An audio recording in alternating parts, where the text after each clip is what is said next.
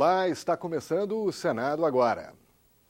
E o Senado aprovou a medida provisória 688 sobre o setor hidrelétrico. Vamos às informações com a repórter Mariana Capello. Mariana.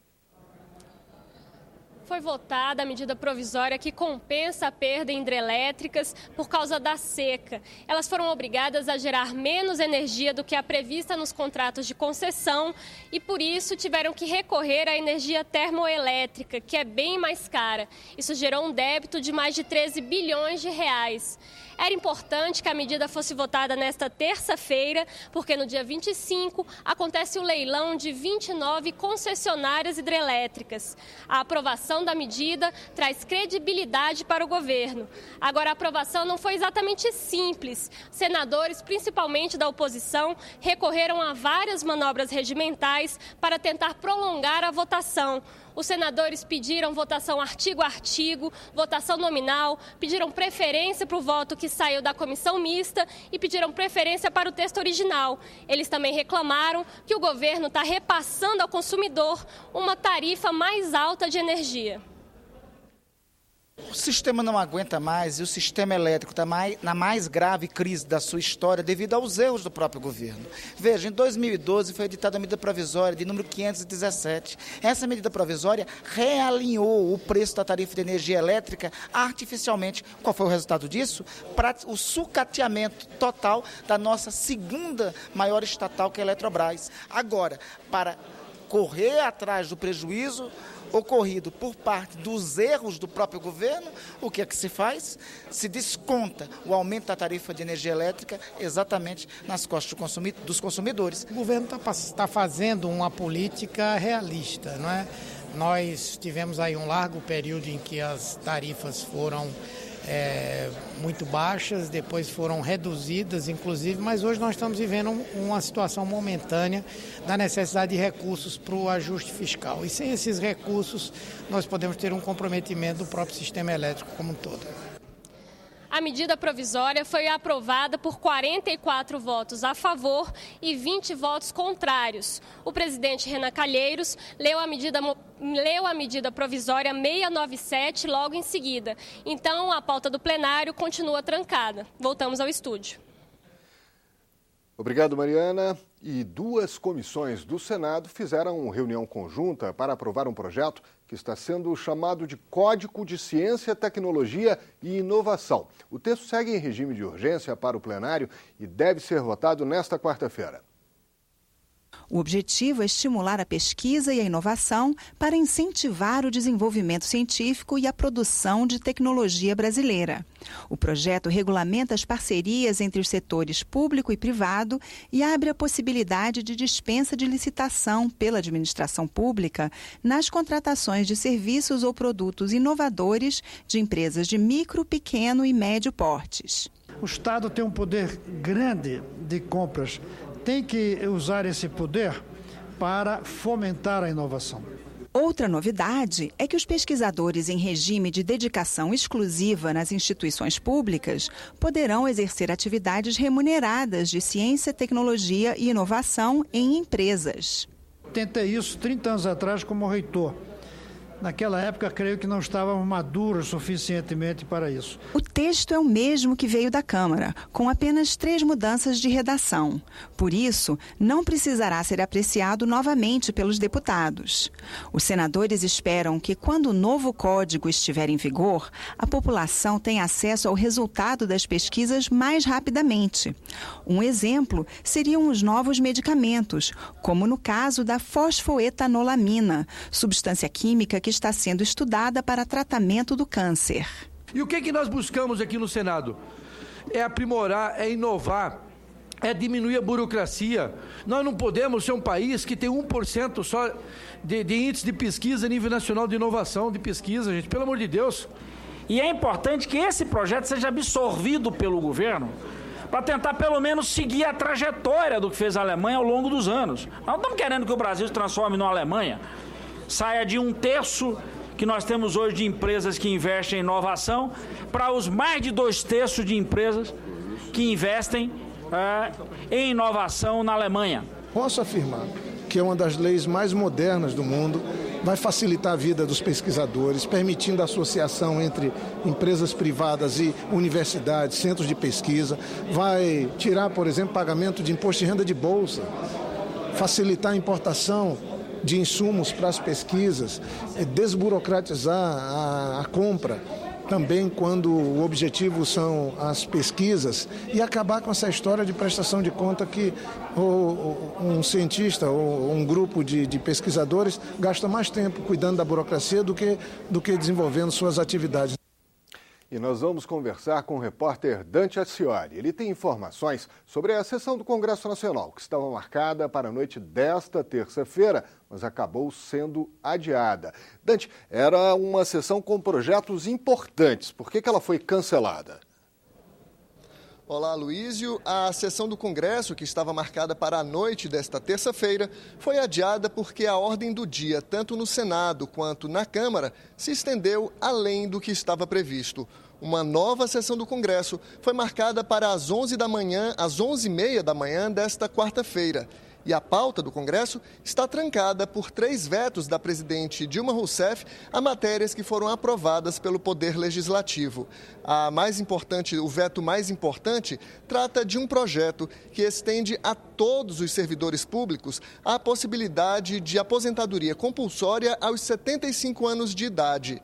Isso já vale hoje para ministros do Supremo Tribunal Federal, dos Tribunais Superiores e do Tribunal de Contas da União. Se o veto da presidente Dilma Rousseff for mantido, a regra para os demais servidores públicos continua como é hoje: aposentadoria compulsória aos 70 anos de idade. Depois de analisar os 3 vetos, os parlamentares devem se debruçar sobre outros 2 desafios. O primeiro deles é a Lei de Diretrizes Orçamentárias, que orienta os 3 poderes na elaboração do Orçamento Geral da União para 2016. Um dos principais indicadores da LDO é a meta do resultado primário, a diferença entre as receitas e despesas da União, descontados os gastos com o pagamento dos juros da dívida pública. A LDO, que está na pauta do Congresso, prevê um superávit de 43 bilhões e 800 milhões de reais. Isso para 2016, porque para 2015 há uma possibilidade de alteração nessa meta do resultado primário. A LDO, que está em vigor, prevê que o governo deve fechar 2015 com um superávit de 55 bilhões de reais. Mas o governo federal já sabe que não vai ter como cumprir essa meta e, por isso, defende a aprovação de um projeto que está na pauta do Congresso, que, em vez de superávit, prevê um déficit de quase 120 bilhões de reais. O presidente do Congresso Nacional, senador Renan Calheiros, pediu que a oposição colabore com a votação das matérias orçamentárias. Esse é mais um esforço para nós zerarmos a pauta do Congresso Nacional que tem a ver com orçamento. A LDO, a proposta de orçamento para 2016 e a redução da meta fiscal desse ano. É muito importante que nós possamos dar essa sinalização. Sinceramente, eu não espero que seja uma guerrilha novamente, como foi no ano que passou. A sessão durou 17 horas. Eu compreendo, claro, o papel da oposição, a voz da oposição é insubstituível, mas o país todo acha que nós precisamos sinalizar para acabar com essa incerteza. E foi adiada a sessão temática que o Senado faria nesta quarta-feira para debater as responsabilidades no desastre ecológico de Mariana. Nova data ainda será marcada. Entre os convidados estão os governadores de Minas Gerais e Espírito Santo, a ministra do Meio Ambiente e representantes da Samarco e da Vale do Rio Doce, uma das controladoras da mineradora. Mas nessa terça, a subcomissão de mineração recebeu representantes da Samarco e do governo para explicar as medidas tomadas após a tragédia ambiental em Mariana. O representante da mineradora assumiu a responsabilidade da empresa pelo rompimento da barragem e pela recuperação da bacia do Rio Doce. A primeira fase vai até 2025. No dia 5 de novembro, o rompimento de uma das barragens da mineradora Samarco, no município mineiro de Mariana, provocou o vazamento de 60 bilhões de litros de lama e rejeitos de mineração. O número total de mortos pelo desastre ainda não está claro, mas o rastro de destruição percorreu mais de 500 quilômetros pelo leito do Rio Doce e já chegou ao litoral do Espírito Santo. O diretor-geral do Departamento Nacional de Pesquisa Mineral afirmou que os problemas da mineração no Brasil começam com a outorga e que falta ao país uma instituição que organize o setor. Nós precisamos ter um órgão que realmente implemente uma regulação no setor mineral. Não apenas fiscalize, não apenas cadastre barragens, não apenas avalie os documentos que são apresentados, e sim que possa, de fato, ter essa interação e esse cuidado, sim, com o planejamento do setor. A representante da Agência Nacional de Águas reforçou a responsabilidade da empresa na tragédia ambiental. Ela apontou uma lacuna na legislação em relação às penalidades aplicadas à Samarco. A legislação não previu, a legislação de segurança de barragem não tem previsão de sanção e penalidade para o empreendedor. A chefe do Observatório Sismológico da Universidade de Brasília afirmou que foram verificados tremores leves na região no dia 5 de novembro, mas que eles não explicam o rompimento da barragem.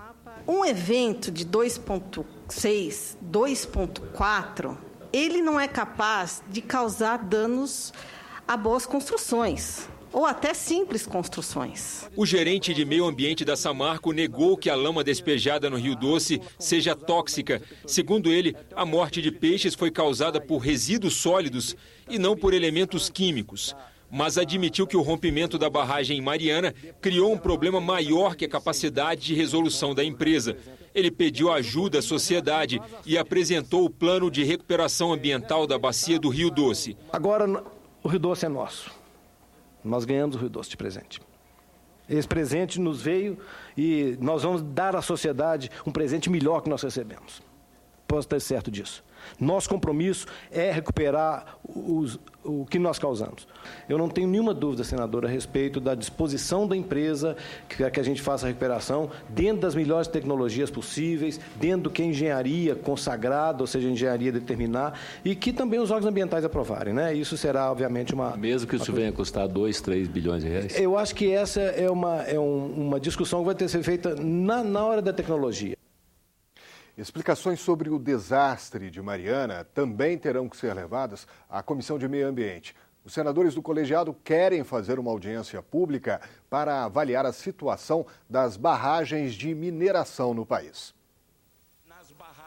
O requerimento de audiência pública para discutir a situação das barragens de rejeitos de mineração do país foi motivado pelo acidente de Mariana, em Minas Gerais. O autor do requerimento alega que existem mais de 600 barragens semelhantes à de Mariana no país, sendo que 43 delas são consideradas de alto risco pelo Departamento Nacional de Pesquisas Minerais. Vale observar que as duas barragens de Samarco eram tidas como de baixo risco.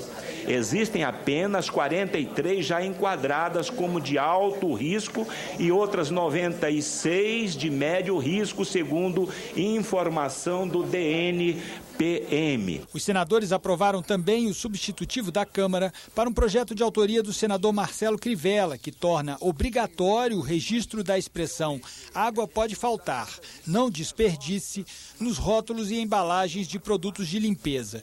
O projeto, que tramita desde 2005 no Congresso, agora vai ser analisado pelo plenário do Senado. O senador Crivella já, por premonição, já previa a crise hídrica, porque passamos nesse momento. Em 2005, esse projeto foi apresentado. Nós estamos em 2015, 10 anos se passaram. E é importante que a gente, naquela ocasião, já desse uma indicação ao nosso povo, sobretudo do Sudeste, Rio, São Paulo, Minas, Espírito Santo, as áreas mais populosas, de que é preciso economizar água. A demanda é água, não é mais só o semiárido, não é mais só a região seca. Todo mundo está demandando água porque os poços perfurados estão secando, né? O subsolo, a água de subsolo está ficando mais profunda, então é um tema muito pertinente. Outro projeto aprovado autoriza proprietários rurais a usarem o cadastro ambiental rural, que deve ser emitido obrigatoriamente até maio do ano que vem, em substituição ao ato declaratório ambiental. Chamado de ADA, o documento deve ser apresentado todos os anos para efeito do cálculo do Imposto Territorial Rural, o ITR.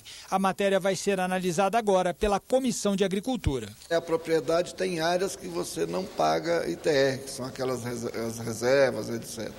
E a parte que você paga. Então, todas as vezes você tem que apresentar o tal do ato declaratório ambiental. Agora, com a modernização do Código Florestal, com a vigência, né, do CAR, a gente não precisa mais dessa burocracia, pode de forma rápida e a partir dos instrumentos tecnológicos da internet, dos meios que estão do sistema, né, resolver o seu problema com muito mais facilidade.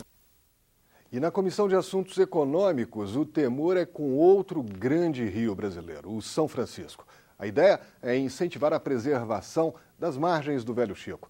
Os senadores também querem ampliar a cobertura dos seguros de carros. A comissão aprovou o projeto que obriga as seguradoras de automóveis a cobrir danos causados por desastres naturais. Outra proposta aprovada incentiva a preservação do rio São Francisco. Os proprietários de terras localizadas nas margens do rio poderão ficar isentos do imposto sobre a propriedade territorial rural. Para isso, a vegetação precisa estar preservada ou em fase de recomposição. São Francisco não pode esperar mais para que a gente faça esforços para que ele possa sobreviver. Os dois projetos sobre o Rio São Francisco e sobre os seguros automotivos ainda têm que passar por mais votações nos colegiados do Senado. Senadores da oposição e da base aliada estavam mobilizados para analisar a proposta que limita o endividamento da União. Mas uma questão regimental adiou a votação da matéria na Comissão de Assuntos Econômicos. O projeto de resolução original limitava apenas a dívida líquida da União, que é o montante bruto menos os ativos, como reservas internacionais e créditos junto ao BNDES.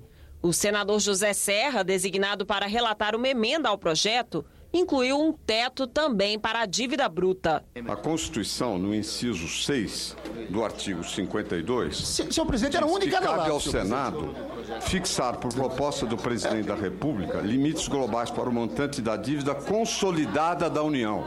Dívida consolidada, senhor presidente, é dívida bruta. Senadores governistas questionaram a mudança feita pelo relator. O Banco Central está contra esse projeto, o Tesouro está contra esse projeto, o Planejamento está contra esse projeto. Isso aqui que o senador Serra fez é contra o regimento. Ele pegou a carona na iniciativa do Executivo e fez um projeto completamente diferente. A votação de um limite para a dívida pública acabou sendo adiada. O encaminhamento da mesa vai ser o seguinte, que o senador Serra, ele apresente um substitutivo ao projeto.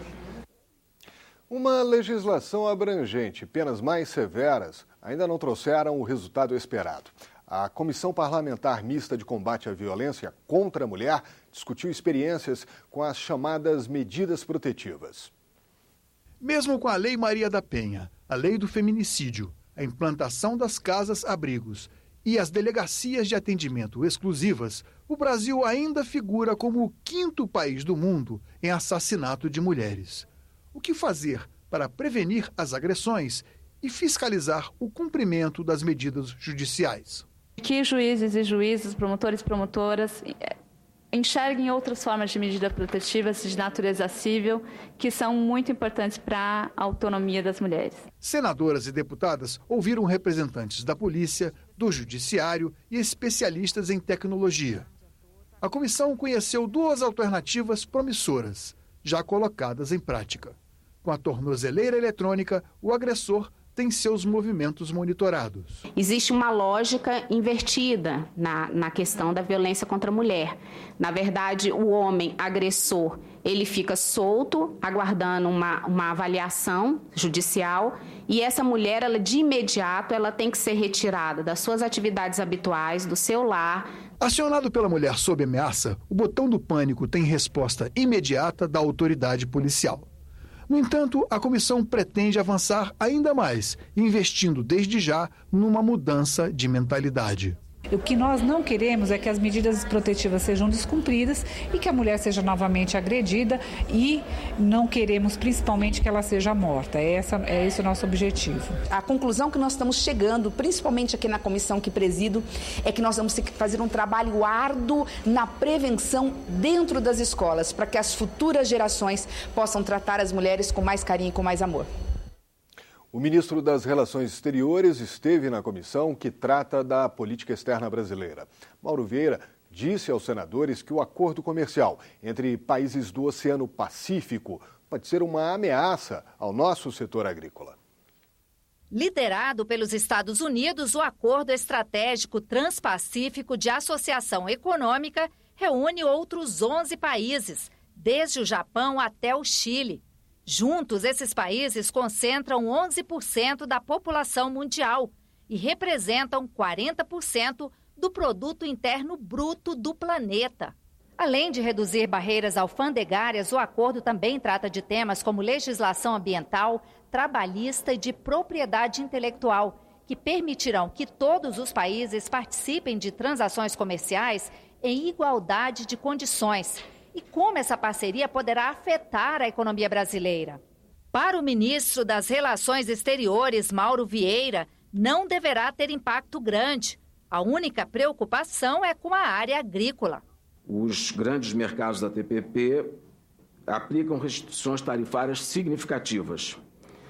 E aí sim pode haver prejuízos para o Brasil. Mais do que as barreiras tarifárias, são as barreiras sanitárias, que podem ser importantes. Senadores da comissão questionaram o ministro sobre a opção brasileira de apostar na OMC, Organização Mundial do Comércio. Nos últimos dias tem se acentuado de maneira bem clara a enorme distância que a nossa política externa tem levado o Brasil do resto do mundo desenvolvido. Nós estamos caminhando a passos largos na direção da decadência mais absoluta em relação à nossa presença e o nosso protagonismo. É fundamental que se atue ao mesmo tempo em diferentes áreas, em diferentes fóruns.